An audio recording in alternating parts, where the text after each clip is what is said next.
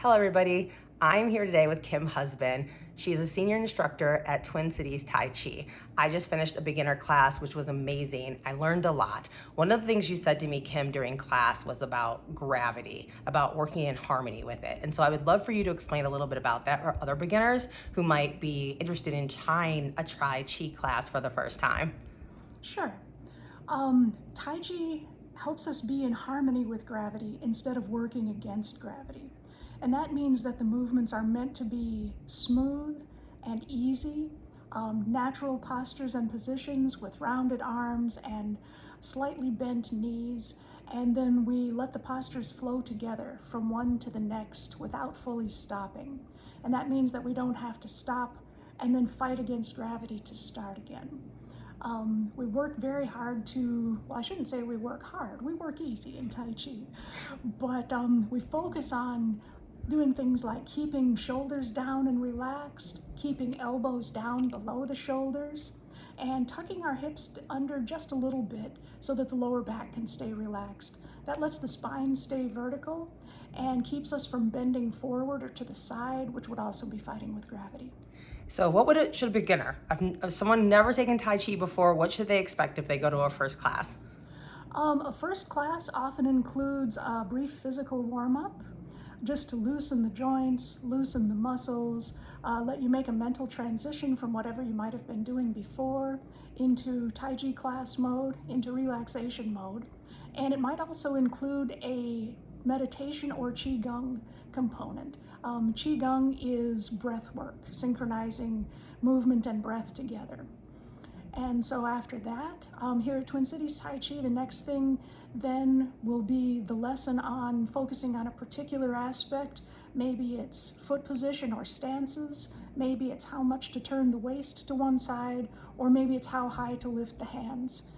And then there will be a later time to do the whole form or the whole series of movements together. You did some wonderful demos for us that were also on the Tops YouTube channel, so please check those out.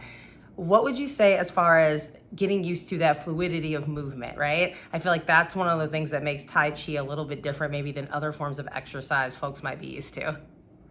That's true. Tai Chi definitely focuses on movement, but it's slow, flowing, continuous movement rather than starting and stopping. And so the more continuous the movement can be, the more continuous and uninterrupted the breath can be, and the more consistent the relaxation can be.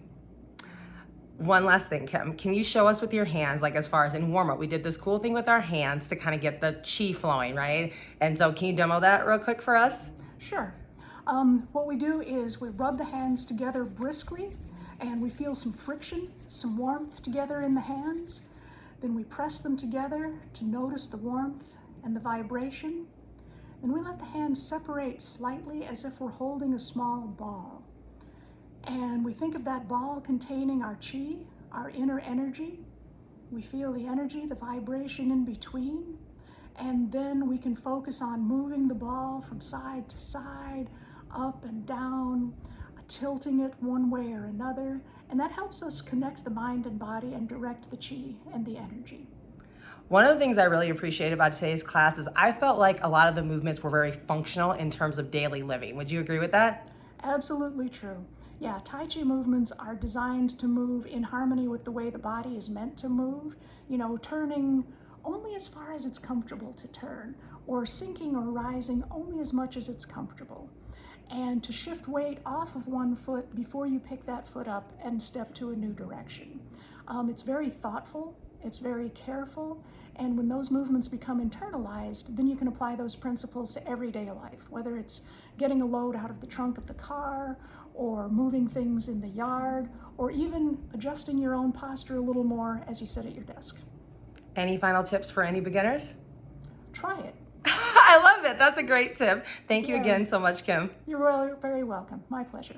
Okay, don't forget to check out the Tai Chi demos because we did some short ones, we did some long ones, and yeah, Kim is a wonderful instructor. So if you're in the Twin Cities area, come and check out Twin Cities Tai Chi.